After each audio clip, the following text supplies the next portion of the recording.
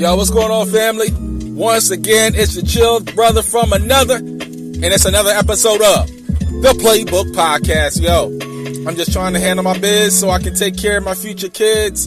And listen, we got a great, phenomenal episode once again for you. We're going to go around the NBA. Listen, we're going to have to talk about Jayson Tatum, man. He gave us a taste of what the future holds as he dropped 60 on San Antonio and brought the Celtics all the way back from down 32 as they got a dub at home in overtime over San Antonio. Giannis, KD, they dueled on Sunday afternoon, and man, the Bucks and the Nets were fighting like the NBA championship was on the line on Sunday afternoon.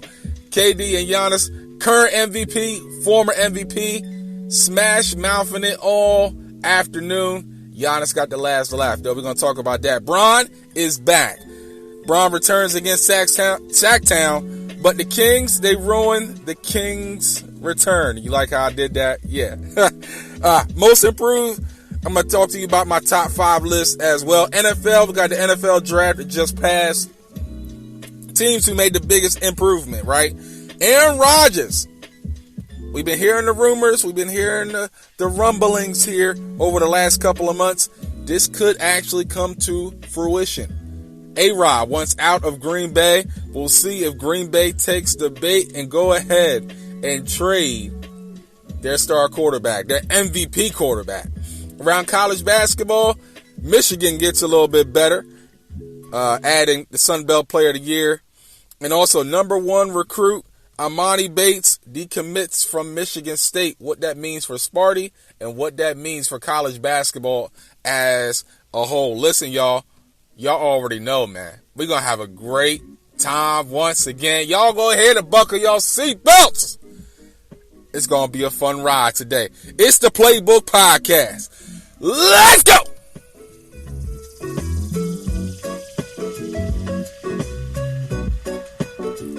Yo, what's happening, good people, man? It's your chill brother from another, Mr. All About My Biz. Y'all know what to do. Y'all follow me on IG, yo. All right? We got another great episode of the Playbook Podcast for you, man. Listen, we're going to jump right into it. This episode, listen, it's all about making moves and not making excuses. So we're not going to make no excuse for why we don't give you exactly what you need. Bringing the barbershop to your podcast, all right? Continue to follow us on Spotify, Anchor, Spreaker now, Google Podcasts, and Spotify to give you all of what you need from around the NBA, the NFL, and around college basketball. So, without further ado, let's give you the opening tip. So, listen, y'all, with the opening tip, we got to go around the association, and Jayson Tatum. I got to talk about his young brother real quick, all right? Because, I mean, I know he got the whole Poppy Cholo look going on. You know, he got the whole curly head wave going on. You know, got the good hair. You know, you got the light-skinned brother with the good hair. But, yo, light-skinned brother with the good hair got a smooth game. And my man really put it down on San Antonio couple of nights ago, dropping 60 on San Antonio as the Celtics come back from 32. Tatum gives them that work. I mean, my man was giving them that work from the second quarter all the way down to the fourth quarter heading into overtime. I mean, my man was hitting the step back, the side step back as well, man. Really putting in that work to get the Celtics on top, getting them through to the fourth quarter, getting them a lead, and then finishing the job off in overtime as my man dropped 60, tying Larry Bird's record for the most points by a Celtics starter. And, yo, if this is a sign of things to come, the Celtics are in very, very, very great hands. 23 years old. I mean, my man just came into his own. He's almost on superstar level, man, and he hasn't even really reached his prime yet, y'all. Scary time for the NBA when this guy really, really starts putting this all together. And over the last couple of months or so, we've seen him start putting his whole game into action, man. I mean, it's almost like he's channeled his inner Mamba in a sense, because he's had time with Kobe. He's put in some work with Kobe as well. And my man Jayson Tatum said, listen, I'm up next, y'all, with that performance against the Spurs a couple of nights ago. Speaking of epic performances, yo, on this afternoon, we had an epic performance between Giannis and Kevin Durant. Yeah, I'm talking about Kevin Durant. I know he's been gone forever. I mean, forever and 35 years, pretty much. But my man's come back from injury, finally. And just like in regular KD form, he's still, and as though I don't really care for Kevin Durant at all, y'all know the reason why. And if you don't know, let me go ahead and refresh your memory. I'm an OKC Thunder fan, okay?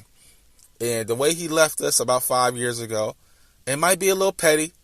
I might be holding on to a grudge a little bit, but my man is still a snake to me, the way he left out like that. That's just me. I mean, if you ain't with it, then that's your business and all that. But listen, to me, he's still a snake. I can't get down with that. I'm not gonna get down with that. But on Sunday evening, I digress. Kevin Durant and Giannis Antetokounmpo went at it like this was the 1950s and this was a 15-round heavyweight fight. I mean, back and forth and back and forth and back and forth. But the current reigning, defending MVP showed us why he still got that juice in the tank when it comes to him being the guy on top of the mountain. As Giannis dropped 49, 8, had 4 dimes, 4 blocks to lead the way for Milwaukee as the Milwaukee Bucks hold on to defeat the Brooklyn Nets this Sunday afternoon, 117-114. And man, Kevin Durant dropped 42 and 10. I mean, these guys were squaring off like this was the Daytona 500, man. You know, those epic battles where, you know, anybody could win, and the person that gets the arm out at the end, or the nose of their car out at the end ends up winning. That's kind of what happened on Sunday, as Giannis was able to make sure that Kevin wasn't able to hit the game tying 3 to force overtime, and the Nets fall to Milwaukee. They still face off on Tuesday, so we'll see what happens when they come back and tangle again on Tuesday. Speaking of guys coming back from injuries, since we just were talking about Kevin Durant, we got to talk about Bron. Bron came back on Friday night, and he was taking on the Sacramento Kings. And, you know, you think that the Kings didn't get the memo that, you know, LeBron's come back, and the last time he played, he dunked on Bielitsa real bad. Real bad. He's no longer with the team after what happened to him and LeBron dunking on him like that. I mean, it's still going on around social media and on Twitter and also on TikTok probably as well, how ferocious LeBron dunked on Bielitsa. But even still, Sacramento has some moxie. You know, they actually decided to play some defense in the fourth quarter. And the Sacramento Kings upend the Los Angeles Lakers the other night and spoil LeBron's return to the lineup. Now, listen, the Lakers are kind of in a little bit of trouble. They're almost flirting around in the play-in mode right now. They're half a game up on Portland. Portland's taking on Boston right now. And right now, they're just scoring at will against each other. At the half, it was 71 apiece. Lillard has 16. I believe Powell has 15. McCollum has 18. Tatum has 24. Jaylen Brown has 14, but he's shooting an abysmal 4 or 14 from the field. Jaylen Brown's been really struggling from the field here lately. Even still, LeBron, let's get back to the Lakers anyway. LeBron and the Lakers, they in some trouble, man. If they got to find a way to kind of get some mojo going into the playoffs, because right now, if they don't find a way to pull themselves together, they're going to wind up in a playing game situation against a very scrappy team like a Golden State Warriors, like a San Antonio Spurs that still got pride. And right now, a Dallas Mavericks team with Luka Doncic, who's still looking to kind of bring his team from mediocrity into really being a contender. So, Lakers, Bron, Vogel, AD, all of y'all need to have one of those type of moments where, hey, y'all, we got to get our mind right. Because if not, we're going to get knocked out early by some wannabe team that we don't have no business losing to. So we'll keep an eye out on the Lakers as the season winds down and see where exactly seeding-wise they're going to end up. And if they're going to need to switch the click on here real soon if they're going to be able to defend their championship once again. Got the most improved player top 5 list, man. I've been working on this the last couple of days. Last week I talked about the MVP race. This week I'm going to talk about the most improved player list, all right? So my most improved, my top 5. Now, you got your own top 5. That's your business. But this is my business. This is my show. So I'm going to give you my top 5 for the most improved, all right? So starting at number 5, I got Jeremy Grant of the Detroit Pistons. I mean, my man was averaging 12 points a game with Denver last year. He gets a trade to Motown. The Pistons are horrible. They're absolutely horrible. But Jeremy Grant has been the shining star, if you will. Averaging 22 a game now with Detroit, shooting a lot better from the field. So I got to give some love to Jeremy Grant, number 5 on my top 5 most improved player list. Number 4, got to send some love to Michigan State. Smarty in the house. Miles Bridges of the Charlotte Hornets. I mean, numbers-wise, it's not going to jump out at you like most of the other guys. But over the last 3 weeks or so, my man's been averaging 22 a game, been shooting 52% from the field, 44% from three-point range, and almost averaging about 6 rebounds per contest. About 3 assists a game as well. My man's been putting in work without Gordon Hayward in the lineup at all for Charlotte. Miles Bridges, gotta give you some love, man. Been really knocking down the money ball. Been really learning how to attack and score from the outside. Everything seems like it's coming together for this young brother. So I gotta give him some love at number 4 on my most improved player list. Number 3, Michael Porter Jr. MPJ of the Denver Nuggets. My man's going from 9.8 points a game to being a legit knockdown scorer. 18 points a game. My man won't pass the rock at all to save his life. But my man has put up numerous double-doubles for Denver. I believe he's shooting about 51% from the field as well.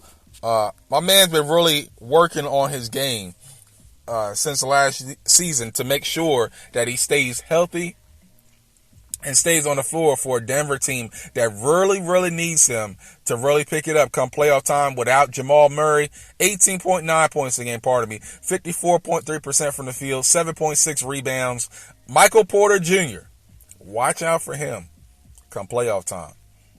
Number 2, Zion. We're just gonna stop right there. We're not even going to add Williamson. Just Zion. 26.2 points a game. 26.8 points per game, 7.1 rebounds, 3.6 assists per contest, shooting 62% from the field. It's too bad New Orleans is probably not going to make it to the playoffs because, honestly, if they could have all put it together, they would have been a really fascinating show in the playoffs. They still got a little bit of time. They need a lot of help if they're going to get into the playoffs, but got to show some love to Zion. Number 2. Number 1. Yo, my man, Julius Randle. Number 1 on the most improved player list, man. Yo, Julius Randle has been putting in work all season long for the New York Knicks. 24 points a game, 10.4 rebounds, 5.9 assists per contest, shooting about 42% from 3.